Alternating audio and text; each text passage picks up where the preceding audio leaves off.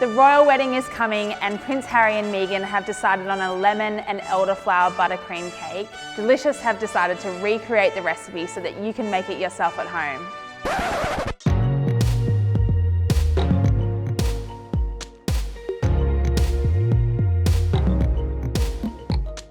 So to start, we have unsalted butter, which has been softened to room temperature. Just tip that into your stand mixer. Caster sugar. And you want to beat this until it's really light and creamy. Now we need to add the eggs one at a time and beat well after each addition so that the eggs are really well incorporated into the sugar and butter. So at this stage, the mixture might look a little bit split, but don't panic because the dry ingredients will bring it back together. So give it a little stir, and then of course with a cake of this nature, everything really needs to be sifted. So self-raising flour and then bicarb soda. We have some beautiful fragrant ground cardamom and then some desiccated coconut. Then I'll add the zest of 2 lemons. Now we'll add our vanilla bean paste and then we'll give that just a quick gentle fold. And then we'll add our buttermilk and lemon juice. Give that a really good stir. I prefer to do this bit by hand, just because you don't want to overwork the batter at this stage. You want to have that really lovely light sponge. Now this quantity makes enough to either fill 1 large or the 2 smaller pans. So I'll fill the 2 smaller pans first, and you basically want to fill this about 3/4 full. You don't want it overflowing. Okay, so now just take a small tablespoon, and I think this is the easiest way to get a nice smooth top.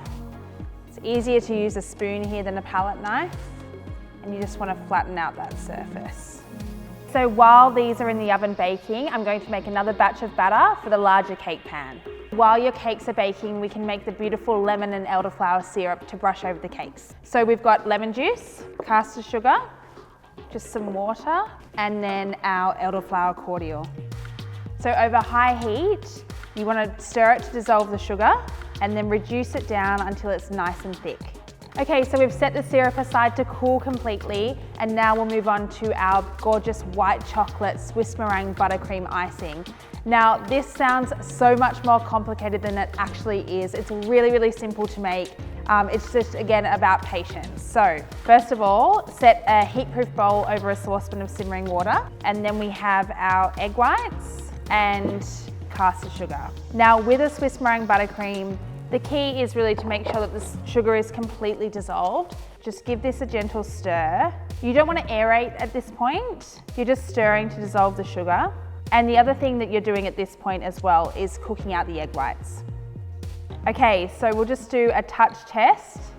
So you can just see if the sugar is completely dissolved by rubbing it between 2 fingers. That's completely dissolved. This is ready to go. And we're going to transfer this to our stand mixer.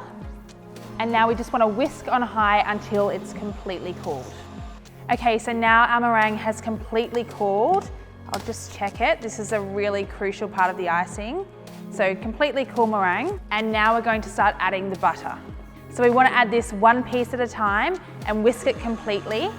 It is a little bit scary because sometimes it looks like it's split, but I promise you, just keep going. The quantities are really exact, and you'll have a beautiful Swiss meringue buttercream at the end. We've added all of our butter now. It's so thick and glossy. It looks absolutely beautiful. Now we've just got to flavor it. So I've got some vanilla extract, and then we have our melted, cooled white chocolate. And make sure here that you use really good quality white chocolate. And then you just want to whisk this all to just gently combine. Okay, our icing is ready. I'm going to have a quick taste. It's absolutely delicious, perfect consistency, and we're ready to ice the cake. Our cakes are now completely cooled, and we just need to trim the tops using a large serrated knife, so we've got a nice level surface. So you can use a turntable for this if you have one at home, but otherwise just use a nice flat board. If you haven't got it quite level, just keep trimming it down, and the key here is just to be patient. So now we're going to cut the cakes in half, and you do want this to be perfect because it's a wedding cake, it's a very special cake. So use a ruler. We've got 6 centimeters here, so you just want to make a nice incision halfway, and then just really carefully and slowly Move the knife through and just keep watching it, making sure it's really nice and even. So once you've gone all the way around, you can just do one very gentle cut through, and then we have our 2 cake pieces. Now again, here I usually give this a little trim, just so you've got a nice flat surface. Now onto the big ones. Okay, so now we're at my favorite part. We get to assemble and decorate the cake. So the first thing we're going to do is brush our cakes, each layer, with some of the elderflower and lemon syrup. This will keep the cake really nice and moist. Okay, now we're just going to seal in some of these top layer crumbs with a little bit of icing, and this will help set all of the cakes together as well. Spread a thin layer over the top of the cake, and then we're just going to top this layer with some lemon curd. So just a thin layer of lemon curd, just dollop that on top.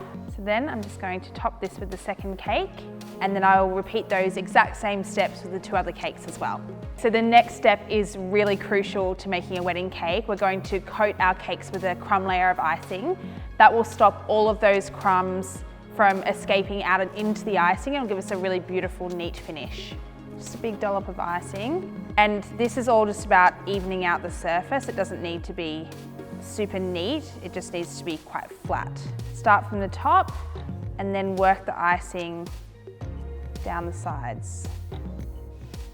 So that's your crumb coat finished, and now you want to set it. So I'll just put it in the freezer for about 10 minutes while I'm doing the same thing to the other 2 cakes. So we've taken the first cake out of the freezer and given it its second layer of icing, and now I'm going to add the second cake on top. So use a large spatula for this. Our icing is nice and set from the freezer with the crumb coat, so it's encased all of those crumbs in there. So now we can apply a generous layer of icing on top. So again, like with the first layer, start from the top and then work the icing down the sides of the cake. So it's time to add the final cake layer, nice and centered on top, and then we can add a lovely layer of icing to this one too. So I've just neatened up all the sides, then I'm just going to put it in the freezer to set for about 30 minutes, and that will just seal all of the icing in before we decorate. Our cake is now chilled and ready to decorate. It's the absolute best part of making a wedding cake. I've got some elderflower and other beautiful unsprayed flowers, but you can use whichever flowers you would like.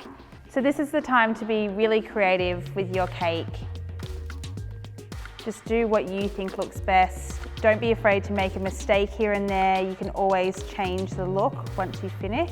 I don't have a plan in mind, I just do it as I go.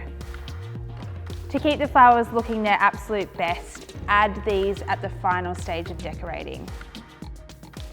To celebrate the royal wedding, lemon and elderflower cake with white chocolate buttercream done the delicious way.